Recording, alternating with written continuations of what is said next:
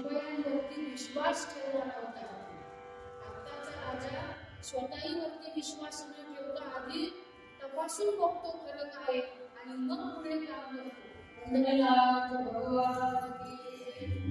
आणि म्हणून त्या राजाने हे सगळं ऐकलं आणि सांगितलं, याला याच्या कृत्याची शिक्षा झाली पाहिजे, याला सुळावरती चढवा, याला सुळावरती चढवा. पण त्याआधी त्याच्या घरच्यांना बोलवा, त्याच्या घरच्यांना बोलवा, त्याने जे केलेले कृत्य आहे ते घरच्यांना कळू द्या. म्हणून ते शिपाई या शिवशर्मांच्या पत्नीला आणि 2 मुलांना आणण्यासाठी गेले आणि त्यांना त्या नगरीमध्ये घेऊन आले. आणि इकडे त्याला बांधलेलं होतं एका झाडावर. त्या पत्नीनं बघितलं आणि ती धावत धावत धावत पतीजवळ आली आणि म्हणते, ना हे काय झालं? अगं मी चोरी केली नाही ग, मी चोरी केली नाही. मी यांना किती दिवस झाले सांगतोय की मी चोरी केलेली नाही, मी चोर नाही, मी गणपतीचा सेवक आहे. पण हे माझं कोणी ऐकतच नाही. मुलं कुठे? मुलं कुठे आले? बाबा आम्ही इथं. हे बघा मुलांना, तुम्हाला असं वाटेल की आपल्या वडिलांनी वाईट कृत्य केलं, पण मी असं काहीच केलेलं नाही बाबा. आम्हाला माहिती आहे तुम्ही असं कधीच नाही करणार नाही. पण काय करू, प्रारब्धामुळे मला काहीच करता येईना. मला आता यातून कोणी सोडू शकत नाही. मला फासावर जावं लागेल. फक्त मुलांना एक करा, माझी जी गणपतीची व्रत तुम्ही हातात घेतलेलं होतं ते अधूर राहिले, ते व्रत तुम्ही दोघांनी पूर्ण करा. कीर्तन अहोरात्र चालू ठेवा आणि गणपतीची सेवा सुद्धा तुमच्या शेवटच्या श्वासापर्यंत करा. तितकंच वचन मला द्या. ती लेकरं सुद्धा होणार होती. म्हणाली, बाबा तुम्ही काळजी करू नका, आम्ही गणपतीचं समोर कीर्तनही करू आणि गणपतीची सेवाही करू. तुम्ही काळजी करू नका बाबा. आणि एक सांगू का बाबा, तुम्ही ही जी सेवा गणपतीची केली ना ती वाया जाणार नाही बाबा, ती वाया जाणार नाही. आणि असं म्हणता म्हणता शिपाई जवळ आले, त्याच्या दोन्ही अण्णांना धरले आणि त्याला शिवाच्या तिथे घेऊन उभं केलं. पण त्याच्या मुखामध्ये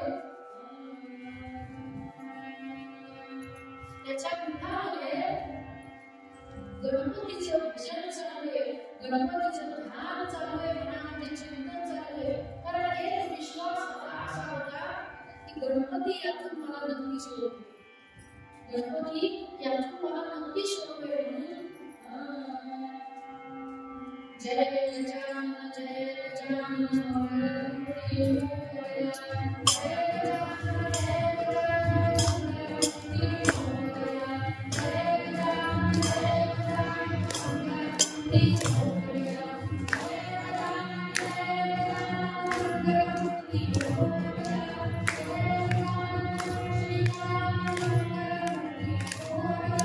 जय गजानन श्री गजानन मंगलमूर्ती मोरया, जय गजानन श्री गजानन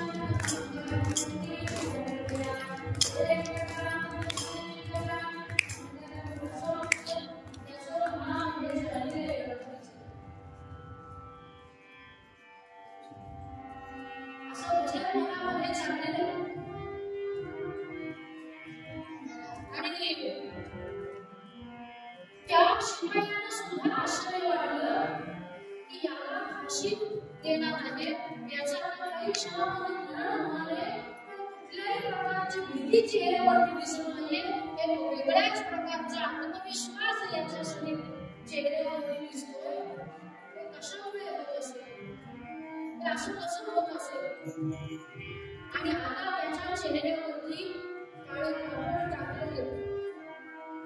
काळं कापड टाकणार इतक्यात त्या जो गणपतीच्या समोर तो उभा होता,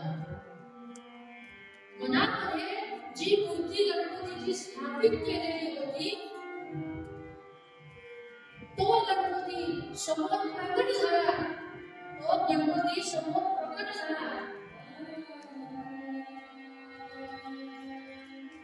भगवंत प्रकट झाला आणि आपल्या भक्तासाठी, भक्तावरती जे आलेले संकट ते संकट दूर करण्यासाठी भगवंत प्रकट झाला.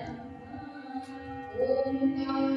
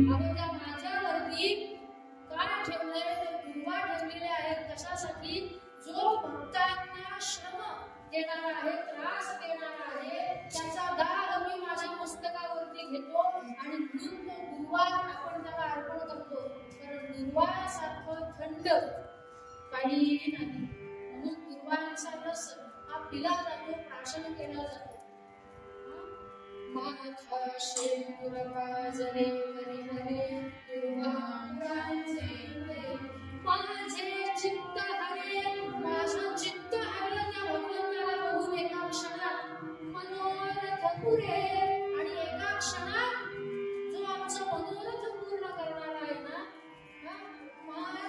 चित्त हरे मनोरथ पुरे देव चिंता हरे सगळी चिंता आमची क्षणार्धात नाहीसा करणारा त्या मोरयाला स्मरे. अहो त्या मोरयाचं स्मरण जरी आम्ही केलं ना तरी आमच्या संकटांचा नाश होतो, दुःखांचं निवारण होतं, श्रमाचा त्रासलेल्या व्यक्तीचं सगळं दुःख नाहीसं होतं. हे एकदा फक्त भगवंताचं स्मरण जर आम्ही केलं ना तर हे होतं. हे शिवशर्मांनी सुद्धा दाखवून दिलं. आणि त्या राजाला सांगितलं, राजा याची माफी माग तू आणि याला याचा मान सन्मानासहित त्याच्या गावाला पाठवून दे असं भगवंतांनी सांगितलं.